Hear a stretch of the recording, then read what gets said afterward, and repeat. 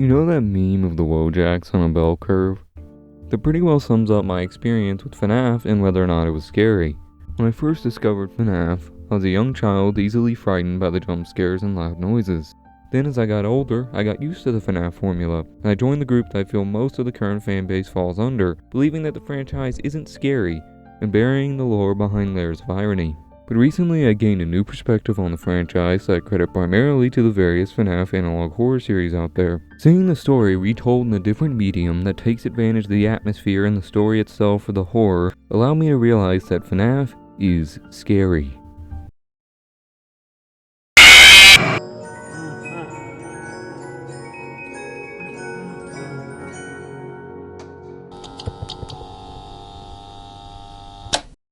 Hi, I'm Nick, and the first step to finding the horror in FNAF is to recontextualize its story. So let's take it back to the beginning. William Afton, one of the founders of a successful mascot restaurant, loses his youngest son in an accident involving one of the animatronics at his very own establishment. William is enraged by this, blaming his business partner Henry Emily, who built the animatronic, for his son's death. All this anger boiled over one night when William arrived at the restaurant drunk and saw that Henry's daughter Charlie was locked outside. William saw his chance, how he could make things right.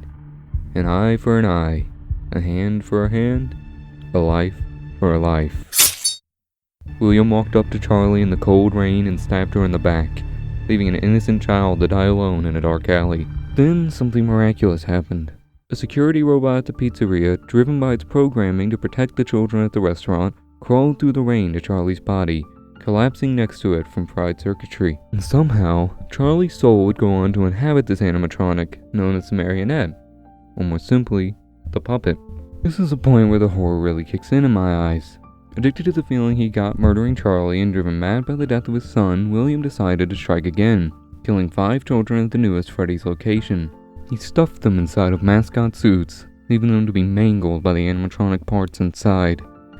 And due to their gruesome deaths, these innocent souls couldn't move on. Charlie found them, and in her good nature, wanted to help. After failing to help them move on to the afterlife, Charlie only knew one other thing she could do. She placed the souls of the children into the animatronic suits to give them a vessel, to carry out the vengeance they needed to move on. But this really didn't go to plan. All that Charlie had accomplished was trapping them in a metal prison for eternity, desperately trying to escape to the afterlife. And I feel like this next part is really well represented by Paddington's FNAF VHS tapes. While not canon, they still represent the concept really well. I'm referring to a specific scene where Bonnie and Chica, inhabited by the souls of children, begin to talk about their situation. Chica, being younger, holds optimism. She believes they'll find William and be able to move on and be happy, that they'll go to heaven like they're supposed to. But Bonnie is inhabited by the soul of an older child who has a better understanding of what's happening. You see, all they really knew about William was that he was an employee of Freddy's, so in their attempt to get revenge they began to kill every night guard who worked at the location. Bonnie had a better understanding of what this entailed. Could they really be called innocent souls with all of the blood on their hands? Will they be able to go to heaven after they've taken so many lives? Bonnie simply ended the conversation with a solemn declaration. I'm so glad you don't really know what's happening. Maybe this doesn't apply to everyone, but to me this concept is existentially horrifying. And this idea gets reinforced throughout the story because, in the end, no one gets a happy ending, no matter how they handle their situation. Michael Afton, after accidentally taking his brother's life, sacrifices his mind, body, and soul to stop his father's killings, blaming himself for the downward spiral William went on.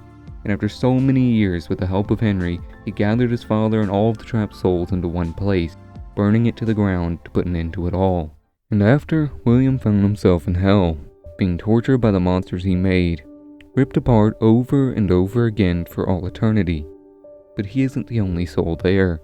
The children are there too, and while they may be tormenting Afton, they're suffering just as much. They're still trapped in their metal prisons, killing William over and over again, trying to move on. But they can't. Not after everything they've done. They're only children, and yet in the end, Charlie tries to help them, and unintentionally damns the souls of the children in the process. Michael tries to free them, but sacrifices his life for nothing. And that is how I rediscovered the horror of FNAF.